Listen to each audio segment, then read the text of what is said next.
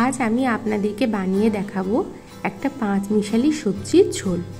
তো তার জন্য আমি এখানে আলু, পটল, বেগুন, গাজর, কাঁচকলা, পুঁই ডাঁটা আর সয়াবিন নিয়েছি। তো আপনারা আপনাদের পছন্দ মতো আরও কিছু সবজি নিয়ে নিতে পারেন। কুমড়ো, ঝিঙে এগুলো যদি আপনাদের কাছে থাকে তো আপনারা ওর মধ্যে দিতে পারেন। এবার কড়াইতে তেল গরম করে তাতে আমি কালো জিরে দিয়েছি।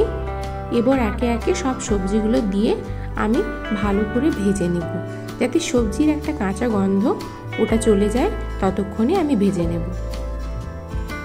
সবজিগুলো অল্প ভাজা হয়ে গেলে তারপর আমি সয়াবিনগুলো ওর মধ্যে দিয়ে ভেজে নেব। সয়াবিনগুলো আমি আগে দেব না, আগে দিলে কি হয় সয়াবিনগুলো শক্ত হয়ে যায়, তাই আমি সবজিগুলো অল্প ভেজে নেওয়ার পর তারপরেই আমি সয়াবিন দেব। এবার সয়াবিনগুলো দিয়ে দিয়েছি। এরপর আমি ভাজার সময় যতটুকু নুন প্রয়োজন ততটুকুই আমি দিয়ে ভেজে নেব। বেশি নুন দেব না, যেহেতু মশলার সময় আবার আমাকে নুন দিতে হবে। তো আমি নুন দিয়ে ভালো করে একটু নেড়ে চেড়ে সবজিগুলো ভেজে নিচ্ছি। এবার আমার সবজি ভাজা মোটামুটি হয়ে এসছে। আমি এবার আলাদা একটা পাত্রে সবজিগুলো তুলে রাখলাম। এরপর ওই কড়াইতে তেল দিয়ে আমি তেজপাতা, শুকনো লঙ্কা আর কাঁচা লঙ্কা অল্প করে ভেজে নেব।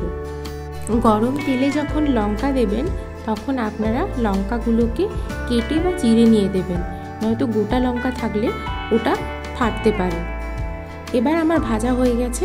এবার আমি কড়াইতে দিয়ে দিচ্ছি আদা বাটা। আদা বাটাটাকে ভালো করে ভেজে নেব, মানে পুরো মশলাটাকে ভালো করে কষিয়ে নিতে হবে।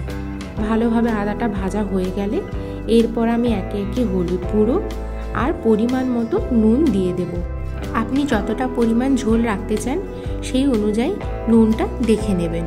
তো আমি এতটাই নুন দিচ্ছি। এরপর আমি দিয়ে নিচ্ছি ধনে আর জিরে গুঁড়ো, যেগুলো আমি শুকনো খোলাতে ভেজে রেখেছিলাম। এই মশলাটা দিলে কি হয়, ঝোলের স্বাদটা ভীষণ সুন্দর হয়। এরপর আমি স্বাদটাকে একটু ব্যালেন্স করার জন্য অল্প করে একটু চিনি দিচ্ছি। আপনারা চাইলে চিনিটাকে স্কিপও করতে পারেন। এরপর আমি ভালো করে মশলাটাকে কষিয়ে নেব।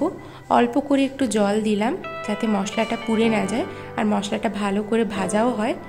তো মশলাটাকে এখানে ভালো করে কষিয়ে নিচ্ছি। মশলা কষানো হয়ে গেছে। এরপর আমি ভেজে রাখা সবজিগুলো একে একে দিয়ে দেব। এবার আমি মশলার সাথে সবজিগুলো ভালো করে কষিয়ে নেব, যাতে মশলাগুলো সবজির ভেতরে ভালো করে ঢুকে যায়।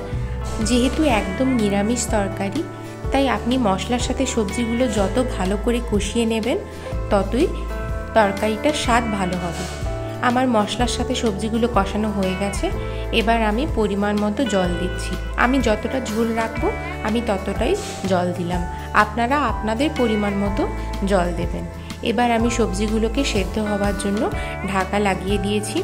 সবজিগুলো মোটামুটি সেদ্ধ হয়ে এসেছে আর জলটাও অল্প মরে এসেছে। এবার আমি দেখে নেব একটু সবজিগুলো সেদ্ধ হয়েছে কিনা। আমার সবজিগুলো মোটামুটি এখানে সেদ্ধ হয়ে গেছে। এবার আমি ঝোলটা নামিয়ে নেব। আমার সবজি তরকারি একদম তৈরি। এবার পরিবেশনের জন্য আমি সবজিটাকে নামিয়ে রেখে দিলাম। আপনারা একবার বাড়িতে এই সবজিটা ট্রাই করবেন আর আমাকে জানাবেন কেমন লাগলো।